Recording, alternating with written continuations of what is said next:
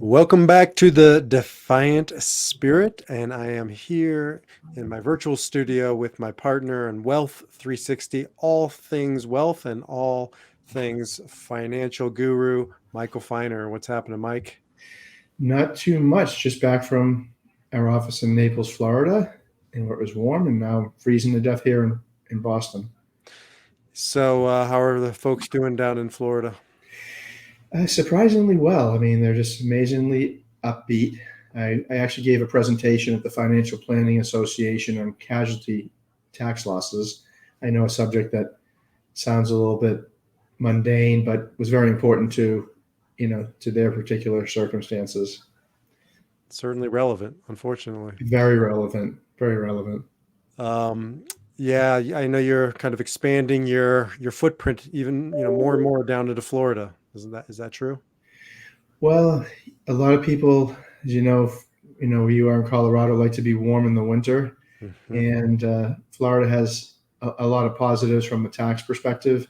But I think most of it seems to be lifestyle. People, probably a third of my clients seem to migrate to South Florida for the lifestyle, the warmth, and a bunch of other opportunities.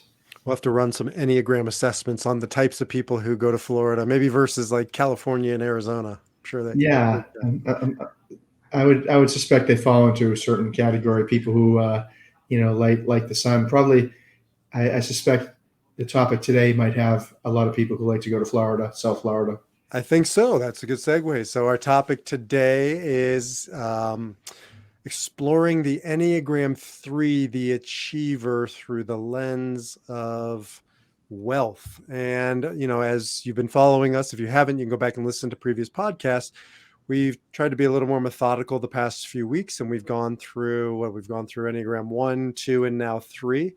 And I've been doing that also simultaneously without Michael to just kind of give more of an overview of each type. And then Michael and I have been jumping on and talking about the Wealth 360, which is our shared efforts, bringing his financial expertise together with my Enneagram expertise, and really seeing the Enneagram type through the lens of their particular style of wealth. And in this case, we are calling the Enneagram 3 the achiever, in our wealth system the growth investor.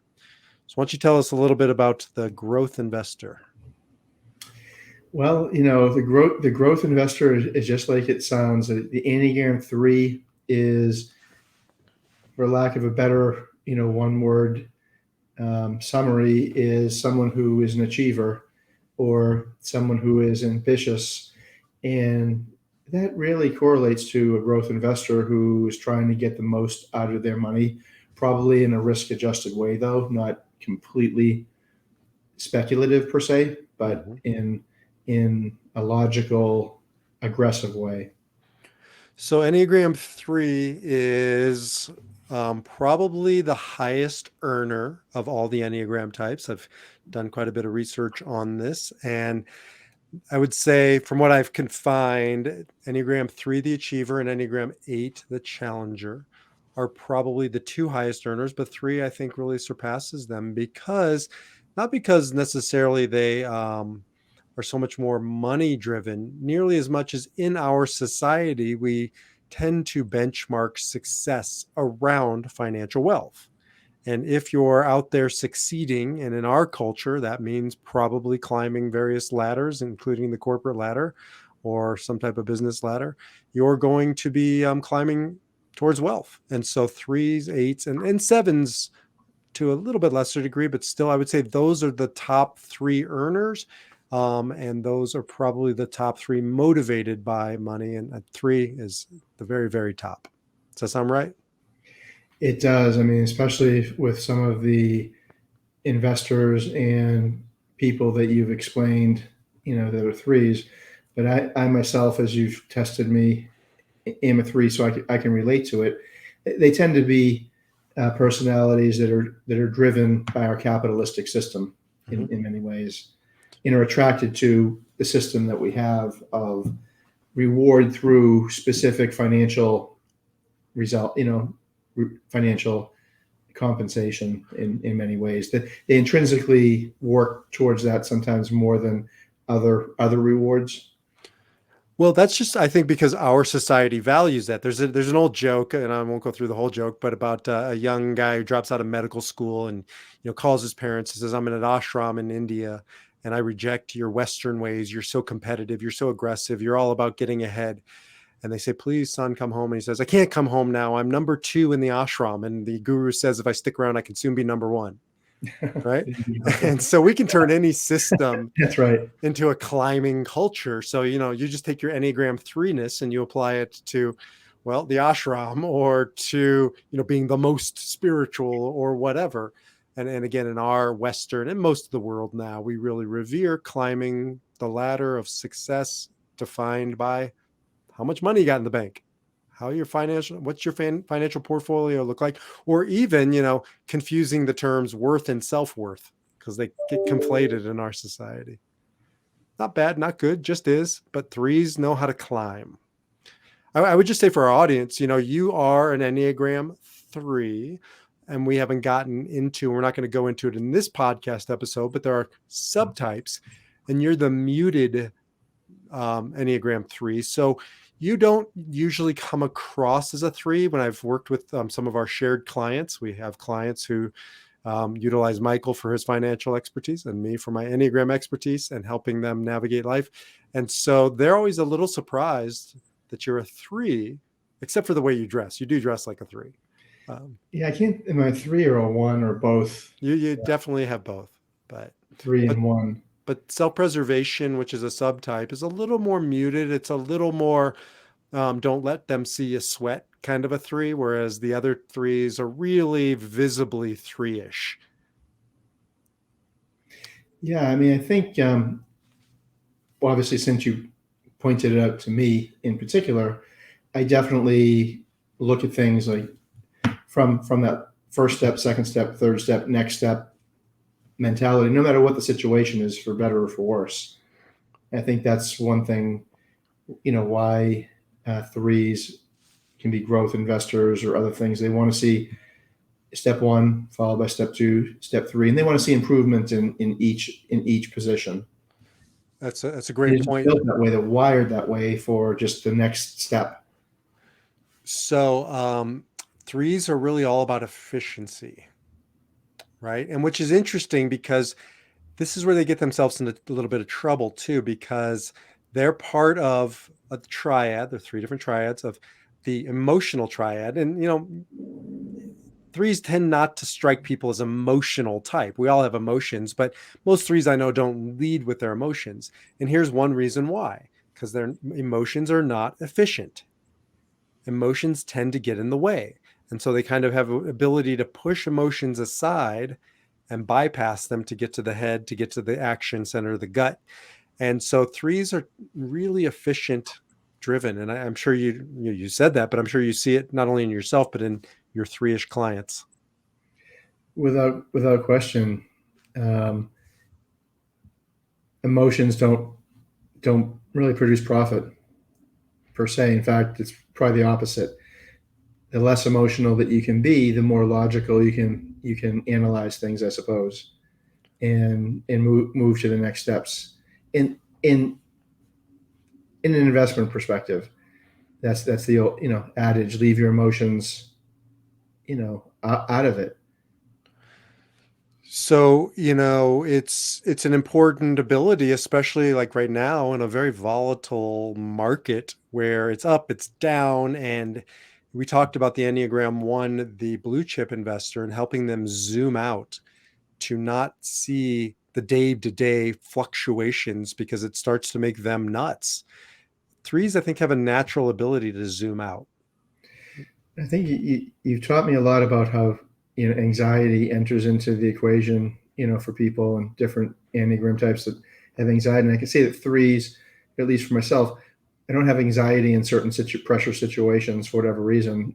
The stock market going crazy doesn't affect me like it affects other people, Mm-hmm. and it allows me to make clearer decisions as a result. That doesn't mean other things don't affect me, but in this particular case, when it comes to analytically looking at up down numbers, it doesn't affect me emotionally when the markets are going down. Not That's not 100% of the time. I mean, when the market was going down during the pandemic, it affects me, but certainly not in a magnified basis like it would a two, or maybe um, an eight, or other people. And I think that has, maybe that's why we can be good financial advisors or military leaders or other things. You can disconnect on certain things Mm-hmm. where emotions maybe aren't a benefit. Of course, that's why you always tell me I'm divorced and all the other things too, because he never lets me off with like, it's good. This is good. This is a good military thing. It's like, yeah, but that's why you're single, Mike. I'm like, come on. um, So that's why I say I do understand that.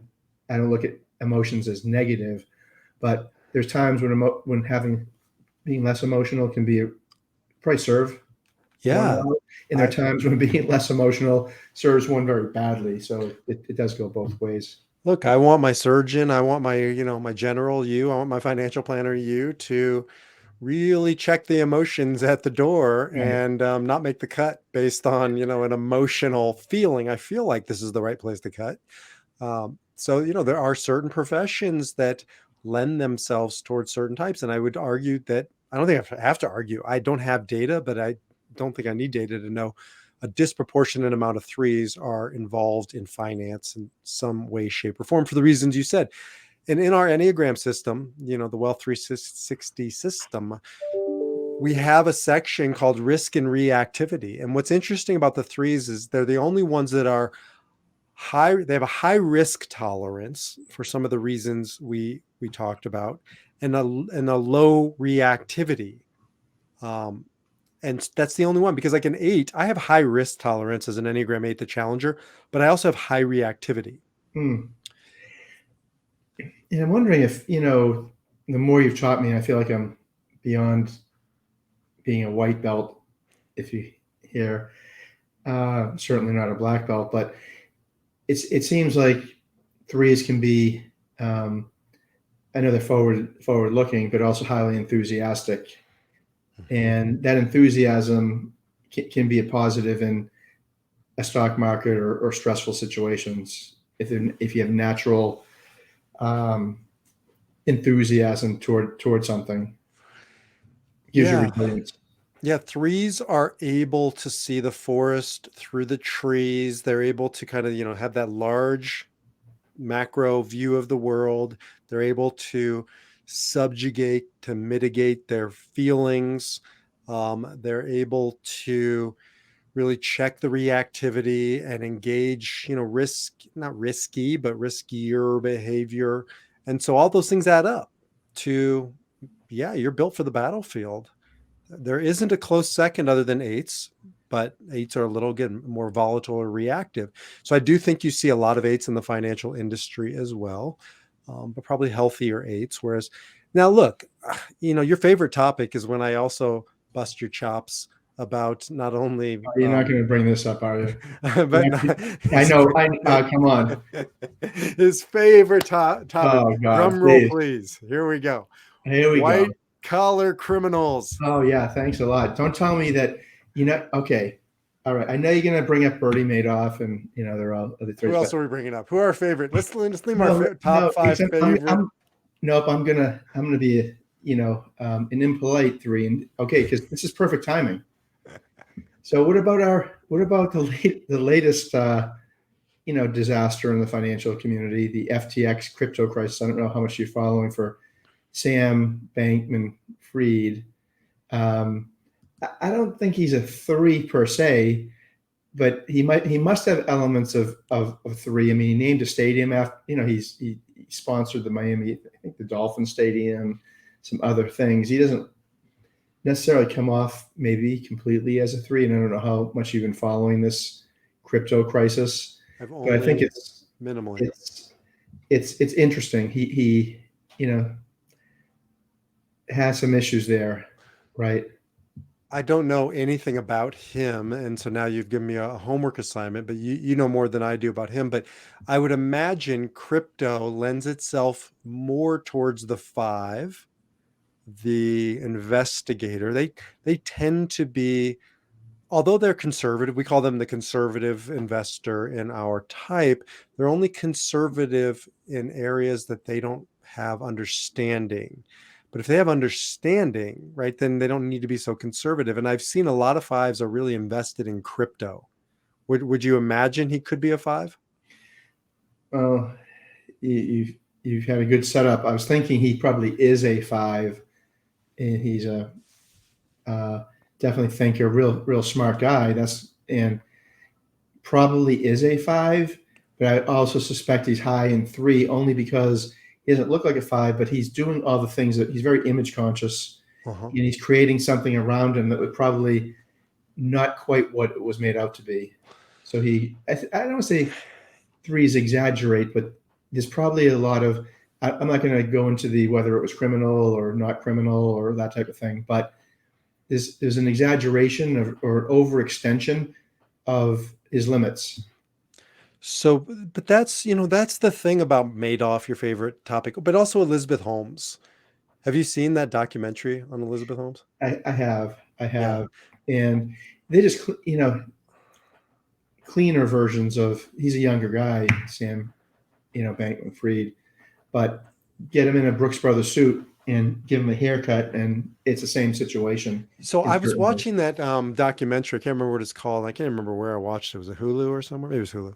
Um, and I thought Elizabeth Holmes was a five because she almost had this like weird social affect. Mark Zuckerberg has that five thing going, right? Lots of fives do. It's they're better. They're better in their head than they are out in the world, and sometimes they don't even realize they're in their head or coming from their head, and people can't really connect with their heart. And so Elizabeth Holmes had this kind of disconnect too. But then she was a three, or she is a three, for the reasons you just named, because that image consciousness really kicks in, and that's when you could feel that she starts down the path of self-deceit, right? Lying. It didn't even start as lying to others. Like I think that a three can really start lying to themselves and fudging the truth long enough, and it just grows like a child's tail, right? You remember reading this to your kids, the monster that just keeps growing and growing because you're just Right. feeding it. Yeah. I think this, and I wonder about it because watching this crypto, debacle, and overextending it, I think it's maybe some threes. I don't know if it's just lying to themselves or they're just getting overconfidence because they feel that they're achieving whatever they set out to do. They have had success, and they overextend, that confidence. I don't know in this case, Yeah. but it's an interesting tool to look at. And you have to, if you have someone who's a three investor, you have to regulate them a little bit and mediate their, desires to invest in, crypto and other things. Because imagine that, right? You can make money in crypto for a long time. It ran hard until, I don't know, January, February this year before Humpty Dumpty fell off the wall. So that's, I think, the shadow side of the growth, right? And part of your work, we've created Wealth 360 to help financial planners and people in the financial industry to better understand their clients. And I think knowing that it's a growth investor, part of your work, right, is to help anchor them into smart growth, into long-term Right. growth, and not into expediency. And this is where three starts to get into trouble when they start choosing expediency over efficiency. Yeah, that's a great word. And I think you really hit the center of gravity with the expediency. I think that is the kryptonite for, as I see it, for the three. But Pay, that but that's the self-deceit. It isn't lie. Threes are not liars. It's they start telling themselves cutting the corner is actually good for the stakeholder. And it might be in the short term, but then it just starts, you look at like Enron, right? The collapse of these mega three corporations. They didn't start out as Ponzi schemes. I mean, they just started out as cutting corners and expediency growing out of control. And so, nothing starts out evil, and it just needs to be checked. And I think that's your work with three investors versus, like for instance, the six, which is a cross. If you look at the Enneagram, it's a cross from the three, and the six, the loyalist, they have the opposite problems. They need to take action and not be so thorough. Like there comes a time when it's ready, aim, fire, pull the trigger, not ready, aim, aim, aim, aim, aim, aim, aim. And so we look at these yin and yangs on the Enneagram, and your work as a financial planner is to almost do the opposite for each one. Mm. Well, that is very helpful, especially in volatile stock market Mm-hmm. times, where it brings out the best and worst of people. Because you started this whole program about, I remember when you first explained this to me, that it's about your core fear. Mm-hmm. And you get to your core fear when the stock market is getting hammered, right? Right. That's right. And so, it brings out the best and the worst. And your job is to help people find their center of balance. And usually there's a truth somewhere in the middle, and it's not going to these extremes on our Enneagram types, but coming back to the center. So what are some investment strategies we might suggest are Enneagram 3 strategies? As you mentioned, Enneagram threes, we call them the growth investors, but they're going to want a portfolio that is different than, say, the Enneagram one or blue chip investor. They may Mm-hmm. have a foundation in solid, for example, blue chip stocks and whatnot, but they're also going to want some novelty and some growth. And Mm-hmm. novelty and growth are going to be new ideas. They're going to be novel ideas. They're going to be different ideas.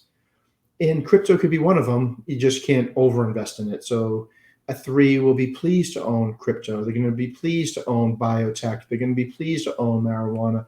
They're going to be pleased to own, electric vehicles, something new with the perception of the future, because they're very Mm-hmm. future oriented. The key is going to be to balance that, because not all new things are transmutable to profit or to growth, right? You can have the next electric car, but it may not be the next profitable electric car company. Yeah, I imagine threes got hit harder than most or they do hit harder the most when Nasdaq heavy portfolios, Yeah, right, get hit. right. NASDAQ tend to be the innovation slash growth newer companies. They're heavy in technology, heavy in biotech, stuff like that. I'm sure there are a disproportionate number of threes who are investing in cryptocurrency. Mm-hmm. You're not going to have many sixes in cryptocurrency. You're going to have more threes and stuff like that. So it's probably regulating their passion for too much growth. Again, too much of a good thing, as you say, right? To make sure there's controlled growth. So that's interesting too, because, and you just named it, threes are probably the most image conscious of all Enneagram types. Twos as well, but twos do it more from a relationship perspective. And threes, if they do it, they're doing it more from a status perspective. So for instance, threes were probably early adopters of Tesla. Now it's kind of a thing. But I Right. think threes really got into that until, in some ways, probably until it became a thing. And now they're on to the next thing. No, you're exactly right.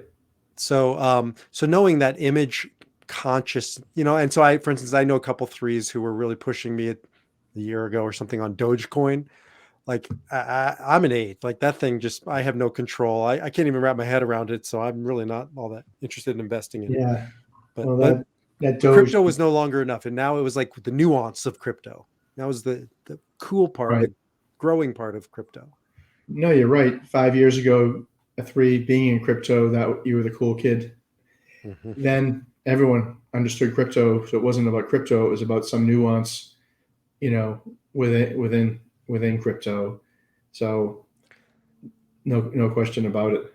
So it's just checking that. It's not bad or good. It's just really as a three, if you're a growth investor out there listening, or if you're working with Michael, he'll steer you in this direction. But it's just about knowing our reaction, our tendencies, if we're unconscious, and just kind of checking where is that coming from? Why am I, shifting my money over to Dogecoin? What's the intention behind it? And that's why I love the Enneagram, because there's a lot of personality assessments out there that talk about, what we do and how we do it, but the Enneagram really gets into the why. And for an Enneagram 3, just checking the why of the status piece. Because threes, coming back to our why, threes are really driven by this need to be successful. And that comes from a fear deep, deep down of being a failure. And so really kind of understanding that can just help temper some of these investments and make better investments. Yeah, I think you hit the nail on the head in balancing that with the ability of a three to zoom out, which is the strength that can help other three investors not be expedient. Mm-hmm. And I think that's the key to success because they are able to zoom out. Yet the dark side is they want to be expedient. So those two things, I mean, who wins that battle of the? Well, there's some great victors out there. I would say that putting together information for our program Wealth 360 was very easy when it came to the threes. It was not so easy with the Enneagram fours, the individualist.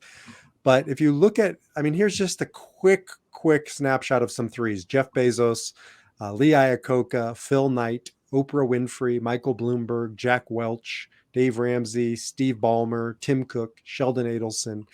I'm going to cut it off there. The list goes on and on. So there are many, many examples of people who chose effectiveness over expediency. And it can be done, and we can defy our number. I'm not going to shame Michael by reading all of the white collar criminals, but that's the Well, flip side of it. you did put one on there which kind of resonated with me only because I watched the movie on the plane when I came back from Naples, and that was Elvis. Ah, Right? I mean, talk about talent, talk about achievement, talk about rise, a meteoric rise. and then a crash. Well, the crash, his expediency of drugs, of whatever self medication, whatever else he was doing to help, keep that pace. Mm-hmm. He died at what 42 or 43. Crazy. I remember exactly where I was when I heard he died in August of '77. It was right before my bar mitzvah, believe it or not, like a month before, and it was stunning. Right, that of all Elvis, right, the top of the world, had died, and no one knew the backstory of it. Right, his lifestyle, and it seems like that's expediency. And when you mentioned Jack Welch, the same way, this Jack Welch was he was the pinnacle of this is you do it like Jack Welch, GE. Mm-hmm. Now, that's sort of reversed itself. There are books and there's a viewpoint out there that he destroyed capitalism, right? That's the latest book, Mm-hmm. and some of the thesis that he gutted too many companies for expedient, and expediency is the word Mm-hmm. in many ways, the dark side of capitalism. So you make so many points. I won't go into Andrew Carnegie or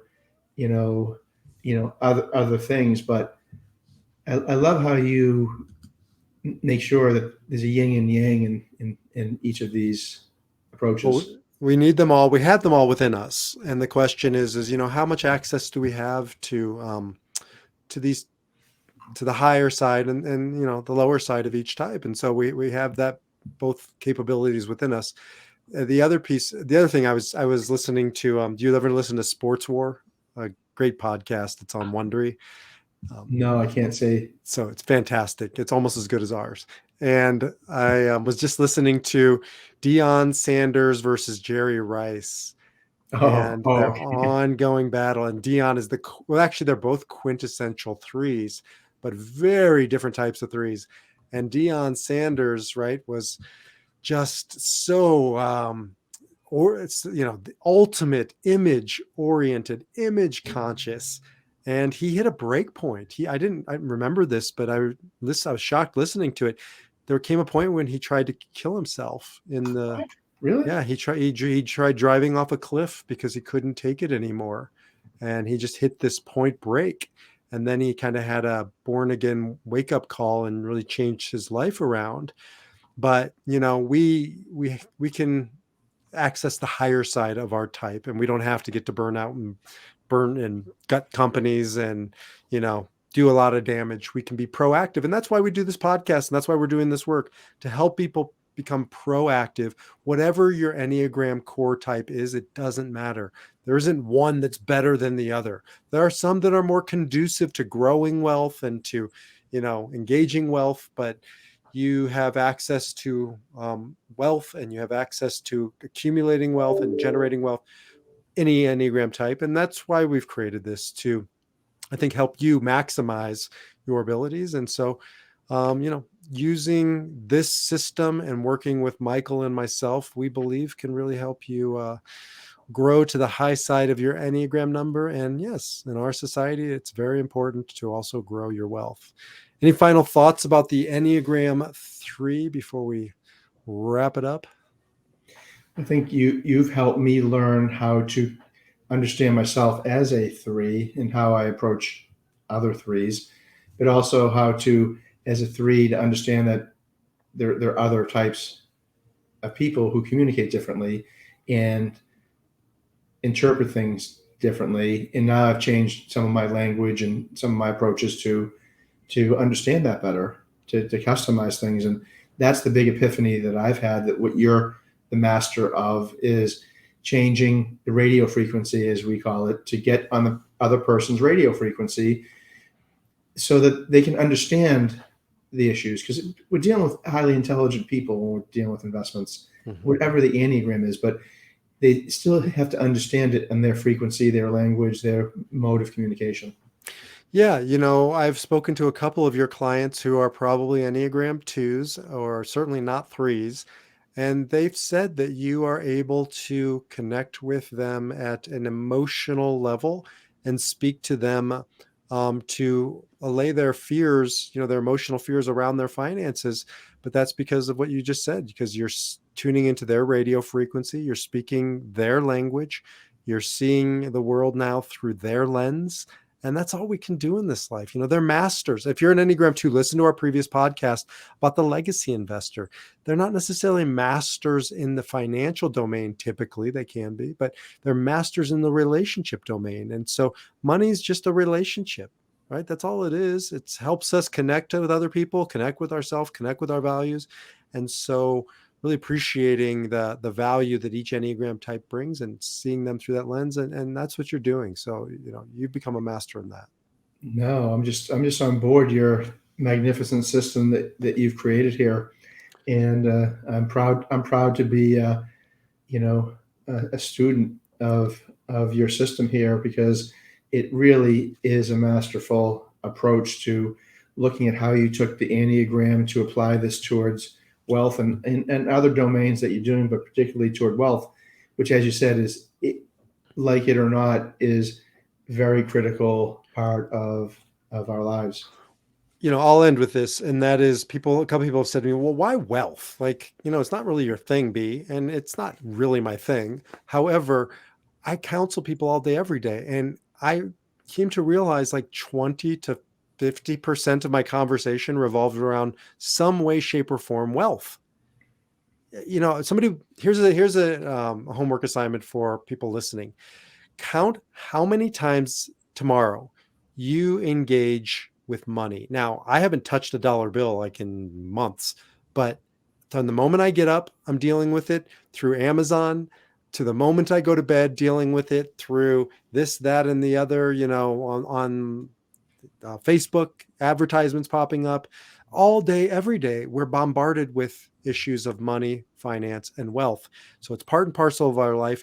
And if we can understand it in a much more meaningful, proactive, powerful way, then we're going to improve our relationships, our lives, and yes, accumulate greater wealth. So that's it, my friend. That's what we're doing. Can't top that. So we will see you next time. Make sure you listen to the other podcast this week about the Enneagram 3, where we will talk about other things other than wealth, but it all comes together under the umbrella of the Defiant Spirit. And you can listen to the previous conversations about our investor types, Enneagrams 1 and 2, and stay tuned for future types as we continue to move forward. We're going to hit them all. So until then, defy your number and live your spirit. Thanks, Mike. Thanks, B.